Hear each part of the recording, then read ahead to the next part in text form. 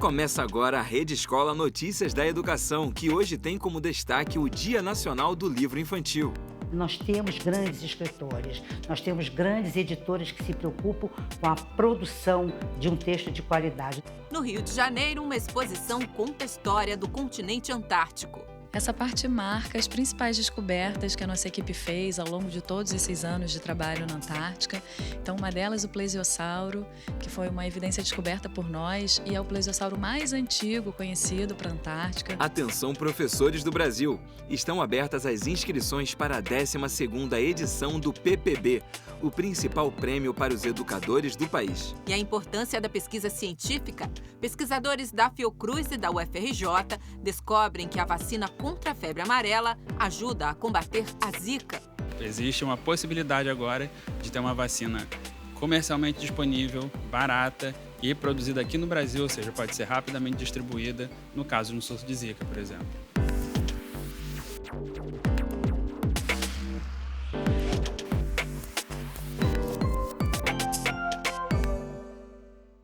O Dia Nacional do Livro Infantil acabou de ser comemorado em 18 de abril. A data foi uma iniciativa da Fundação Nacional do Livro Infantil e Juvenil, a FNLIJ. Inspirada na International Board on Books for Young People, que já havia escolhido o 2 de abril para celebrar o Dia Internacional do Livro Infantil e aproveitou a data para homenagear o escritor dinamarquês Hans Christian Andersen, autor de clássicos como A Pequena Sereia e O Patinho Feio. Aqui no Brasil, o homenageado é Monteiro Lobato, um dos principais autores de literatura infantil do país. Porque essa lista não para de crescer, assim como a produção editorial não para de se aperfeiçoar. A FNLIJ distribui prêmios anuais para os melhores produtores de livros deste segmento. Acompanhe a reportagem. São 14 categorias, entre elas poesia, criança, jovem, livro de imagem, teórico. Fora isso, a Fundação ainda premia o melhor ilustrador, o melhor projeto editorial, o melhor autor revelação e o melhor ilustrador revelação, totalizando 18 prêmios anuais. Esse ano de 2019, nós premiamos os livros produzidos em 2018. Sempre a produção é do ano anterior, a avaliação do ano anterior. E esse processo dura um ano inteiro. E a cada mês nós fazemos reuniões onde cada livro que permanece, ele é avaliado, discutido, todos os aspectos daquele livro são levantados. Marisa Borba faz parte de uma equipe de 21 voluntários responsáveis por eleger as publicações mais instigantes, informativas, com os melhores formatos, histórias e ilustrações. São meses de leitura, debates e justificativas para cada escolha dos votantes. Nós analisamos também obras estrangeiras que são produzidas no Brasil, que são traduzidas no Brasil. Não temos esse preconceito de só a literatura brasileira e a iraniana, e a síria, e a africana, e a portuguesa, e francesa, e inglesa. Todo bom texto deve chegar à nossa criança. Em 50 anos, a FNLIJ se tornou referência de qualidade em literatura infanto-juvenil. Editoras de todo o país enviam seus lançamentos. Com isso, a Fundação formou um acervo com mais de 50 mil títulos nacionais e traduzidos, que estão disponíveis para todos na internet. E não é só, claro, selecionar livros, mas também batalhar para que todas as crianças tenham acesso a esses livros. E aí eu vou citar rapidinho o ano de 1982, quando a Fundação faz um projeto, chamou-se Ciranda de Livros. Foi o primeiro projeto no Brasil que levou literatura para as crianças, para as escolas mais carentes do país. Durou 4 anos e foi nesse momento que a literatura pôde permear muito mais, o espaço das escolas e das crianças que precisavam. O anúncio das obras vencedoras em 2019 está previsto para o mês de maio. Logo depois, os nomes serão incluídos na galeria de premiados no mesmo site. Nós temos grandes escritores, nós temos grandes editores que se preocupam com a produção de um texto de qualidade. Nós temos ilustradores da maior competência, né? Então, e o nosso parque gráfico também pode produzir atualmente livros, inclusive, com dobraduras, com capas duras, com buracos, livros com pop-ups. Quer dizer, nós temos toda uma tecnologia de papel que favorece esse processo, essa criação dessa arte literária e desse objeto livro de tanta qualidade. Agora, é preciso que esses livros de qualidade estejam na mão das crianças e dos nossos jovens nas suas bibliotecas públicas, particulares e comunitárias. O Brasil tem até 2020 como meta universalizar espaços como esse de uma sala de leitura nas escolas do Brasil inteiro. Eu estou na Escola Municipal Gonzaga da Gama Filho, no Rio de Janeiro, para entender o que mais interessa a essas crianças na hora de escolher um livro para ler. Eu gostei mais de um livro chamado Agatha Christie, do Assassinato do Expresso Oriente, porque eu achei um livro muito bom, por causa que ele tem suspense, e eu gosto de livro com bastante suspense. Eu gostei muito do Pequeno Príncipe porque tem um suspense, é animado e conta sobre outro mundo. O livro que me mais marcou foi A Bela e a Fera, que tem de aventura, mágica. Eu escolheria um chamado Perdida, que é da Karina Ricci. Turma da Mônica, foi porque é um dos primeiros livros que eu li. E porque eu também adoro ler livro em quadrinhos. Eu li o livro da Cinderela e eu vi o filme, marcou a minha infância. E a sala de leitura é um lugar que você gosta de vir? Por que você gosta de vir para cá? Olha, a sala de leitura me lembra conhecimento. Eu venho aqui toda vez para fazer umas pesquisas sobre os livros. Eu tenho vários outros tipos de livros que eu possa ler para que eu aprenda meu futuro, né? Que eu faça meu futuro.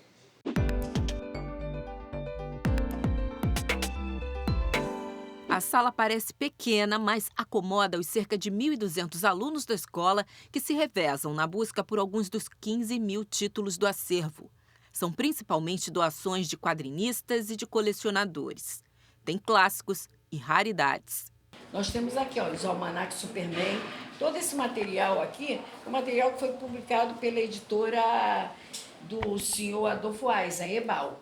Além disso, também nós temos a raridade, que é o Tico-Tico, que é a primeira revista de histórias em quadrinhos do Brasil.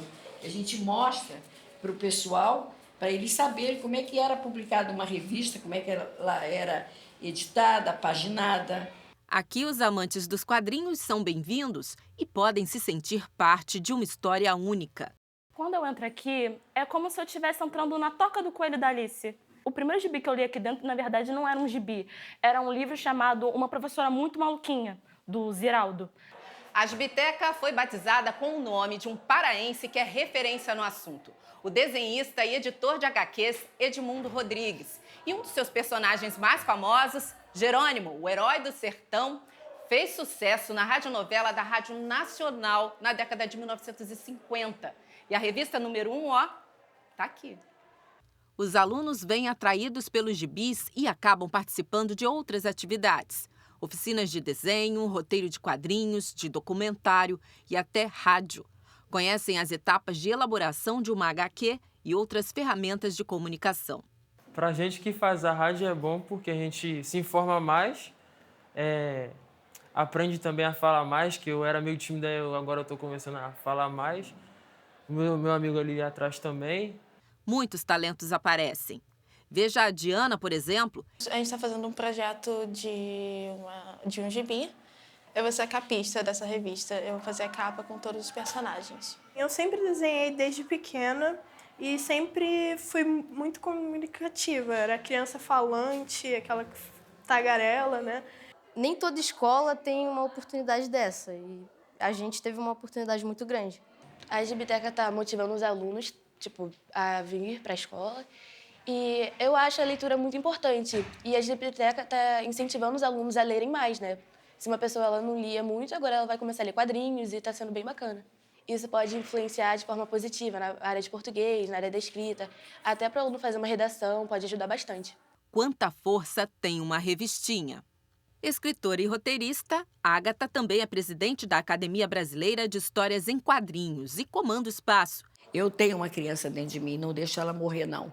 É essa de querer correr, fazer as coisas que eu não fiz quando eu era menina e hoje eu realizo todos os meus sonhos. Nenhum vou ficar sem realizar. E esses meninos é a realização maior na minha vida. A importância da pesquisa científica. No mês de março, a Universidade Federal do Rio de Janeiro e a Fundação Oswaldo Cruz mostraram em testes que a vacina da febre amarela estimula o organismo a destruir o vírus da Zika. A Zika é uma das mais temidas infecções do mundo porque causa microcefalia e uma série de malformações em bebês, além de distúrbios neurológicos como a síndrome de Guillain-Barré nos adultos. A descoberta acena com a possibilidade de controlar o Zika com uma vacina já em uso no Brasil, barata e com a segurança comprovada. O que só reforça a importância de incentivar e desenvolver cada vez mais pesquisas científicas em nossas instituições. Diversos centros de pesquisa no mundo procuram uma vacina que proteja contra o vírus da Zika, mas foi a Universidade Federal do Rio de Janeiro que saiu na frente. Especialistas da instituição divulgaram que a vacina da febre amarela também é eficaz para imunizar contra a infecção causada pelo Zika. Foi um pouquinho de intuição, mas também baseado no que a gente tinha de evidência de que a maior parte do vírus é muito semelhante. Então, resolvemos fazer os testes. E aí foi meio que surpreendente, de fato, que acho que os resultados foram muito além do que a gente esperava, na realidade. Por ser uma vacina que já está em uso, já é licenciada e comercializada, a descoberta traz grandes vantagens para a população. Existe uma possibilidade agora de ter uma vacina comercialmente disponível, barata e produzida aqui no Brasil, ou seja, pode ser rapidamente distribuída no caso de um surto de Zika, por exemplo. A gente já sabe que ela é segura, então a gente pode realmente usar ela em humanos sem o risco ou sem precisar fazer todos os experimentos necessários para eliminar qualquer risco de utilização em humanos. Toda essa etapa pode ser pulada, todo o gasto com essa etapa pode ser eliminado do processo. A imunização que a vacina da febre amarela produz na infecção do Zika é possível porque as estruturas biológicas dos dois vírus são muito parecidas. Isso foi descoberto aqui na UFRJ e envolveu profissionais de diversas áreas. Nós fomos 16 pessoas entre professores e alunos de diferentes áreas, né, neuro, imuno, vírus, vacina, envolvidos para que o trabalho pudesse, né, andar. Quando você divide numa equipe multidisciplinar, você facilita. Você já pega a experiência de diferentes pessoas e otimiza o processo. Então você ganha tempo. E na ciência é importante a gente ter celeridade, porque as pessoas precisam da vacina. A formação de um pesquisador não acontece só dentro de uma sala de aula. É preciso que o pesquisador vá para a bancada, faça os experimentos, consiga os seus resultados, interprete, e esse aprendizado acontece na prática. Nesse nosso trabalho, tem pós-doutorandos, são os primeiros autores do trabalho. Eles desenvolveram na bancada, adquiriram os dados, discutiram conosco, nós desenhamos novos experimentos. Isso é muito importante, porque esse processo é que forma novos pesquisadores que vão manter o sistema funcionando.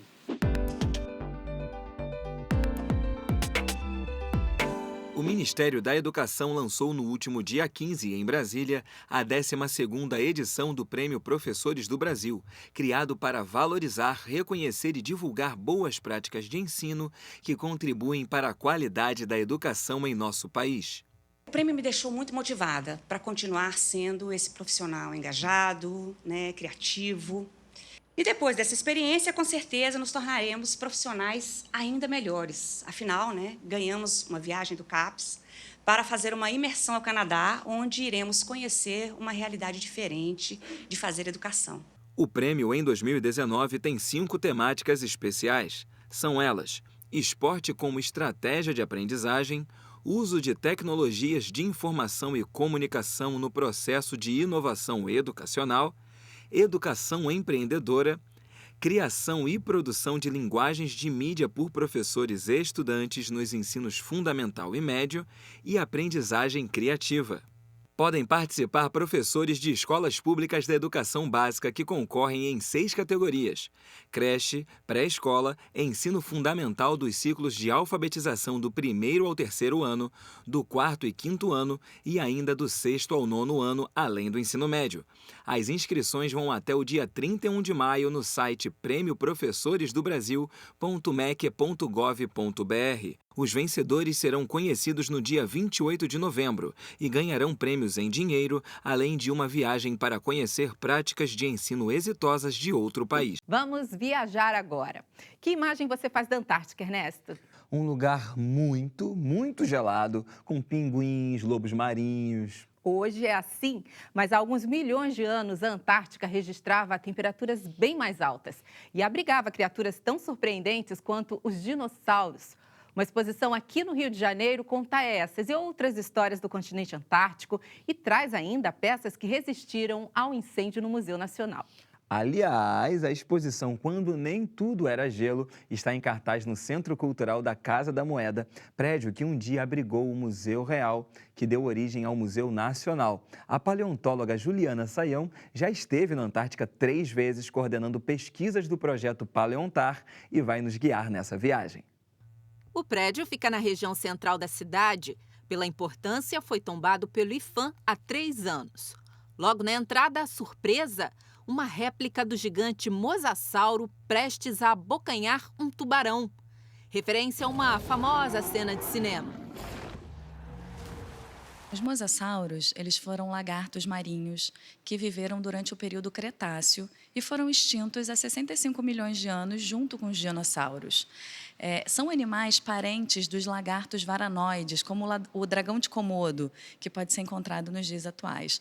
A réplica que nós temos aqui em vida na exposição tem 5 metros de comprimento, que era o tamanho que esses animais atingiam na Antártica. No entanto, outras espécies de mosassauros encontradas em outros locais do planeta poderiam atingir até 16 metros de comprimento. Então, eram realmente lagartos temidos que viviam nesses oceanos durante o período Cretáceo. Foi no período Cretáceo que o continente começou a se formar. Até então, a Antártica, hoje branca de gelo, era quente e formava uma grande massa continental junto com a América do Sul, a África, a Índia e a Oceania. Os mares dessa Antártica eram repletos de vida, então diversos invertebrados, como moluscos, os amonitas, que eram os grandes habitantes da Antártica, os mais abundantes, mas também lagostas, cracas e outros invertebrados. A gente encontra também aqui dentes de tubarões, fósseis de 80 milhões de anos e outros vertebrados. Quem vem ao Centro Cultural descobre ainda como pesquisadores brasileiros chegam e circulam por lá. Através de um grande painel com a paisagem local e de barracas interativas, é possível viver a experiência de estar na Antártica por alguns instantes. Mesa, bancos, fogão, utensílios domésticos, todos os itens necessários estão aqui para garantir o mínimo de conforto aos pesquisadores, que chegam a ficar 40 a 55 dias nesse cenário. Frio, bonito e cheio de surpresas, como a aurora austral. Um sonho de todo pesquisador que trabalha com algum elemento que seja envolvido com a Antártica é de visitar a Antártica. Essa parte marca as principais descobertas que a nossa equipe fez ao longo de todos esses anos de trabalho na Antártica. Então, uma delas, o plesiosauro, que foi uma evidência descoberta por nós e é o plesiosauro mais antigo conhecido para a Antártica. Além dele, a gente tem ossos de pterossauros. Aqui, o primeiro registro desses animais na Antártica foi feito pelas nossas equipes também.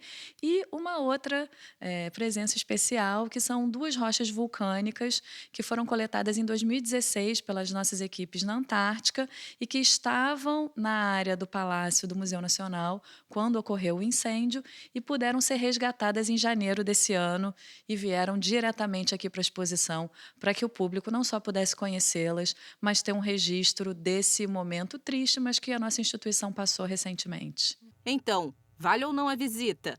A mostra é inclusiva e ainda é possível deixar um recadinho caloroso para as equipes que estão trabalhando lá, no continente gelado.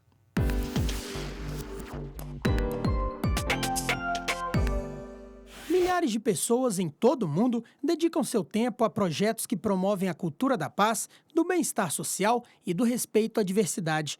Trabalhos exitosos que muitas vezes não têm o conhecimento da população, mas que precisam ter visibilidade para expandir as ações. E o Prêmio Internacional de Educação e Direitos Humanos tem esse objetivo. É sempre importante reconhecer atividades e iniciativas que procuram garantir melhora na condição de vida das pessoas, principalmente voltando os seus esforços à redução das desigualdades e também à promoção da igualdade e de condições melhores entre as pessoas. Então, na medida que você consegue premiar iniciativas que conseguem contribuir para esses objetivos, o prêmio tem exatamente essa pretensão. Iniciativa da OEI, Organização dos Estados Ibero-Americanos, o prêmio é dividido em 2 categorias. A primeira para instituições de ensino e a outra para organizações da sociedade civil, como ONGs, por exemplo. O prêmio ele tem 2 etapas concomitantes, a etapa nacional e a etapa internacional. E, naturalmente, os premiados na fase nacional são contemplados já diretamente para a etapa internacional, que visa exatamente promover e premiar aquelas iniciativas que já foram reconhecidas no âmbito nacional e que aí passam a concorrer no âmbito de toda a região internacionalmente. A etapa internacional vai acontecer em setembro na Espanha. Na oportunidade, os 2 finalistas de cada um dos 20 países ibero-americanos irão se reunir para trocar experiências e concorrer à etapa final, onde 2 vencedores de cada categoria vão ser premiados com $5.000 para investir nos projetos. Lívia é uma das coordenadoras do projeto Promotoras Legais e, em 2017, o projeto ganhou uma menção honrosa na etapa nacional do prêmio. Ganhar uma menção honrosa do Prêmio de Educação e Direitos Humanos foi bastante importante para o projeto, porque a gente já existe, desde 2005, e naquele ano a gente acabou tendo uma visibilidade maior. Divulgou mais o projeto, divulgou a existência dele aqui no DF, então para a gente foi bastante importante e isso também deu força para a gente continuar mais anos ainda. Se você tem um projeto que constrói a valorização de direitos, que empodera as pessoas para que elas participem dessa luta para que se mantenham esses direitos nas nossas vidas, se inscrevam no prêmio, porque isso é uma forma de você se fortalecer, de ganhar visibilidade e colocar para as pessoas a importância da existência dele. Para se inscrever, até o dia 7 de maio, é necessário verificar toda a documentação exigida no site oei.org.br. Ponto final na Rede Escola de hoje. Se você quiser ver ou rever nossa revista eletrônica, fique ligado no site da TV Escola.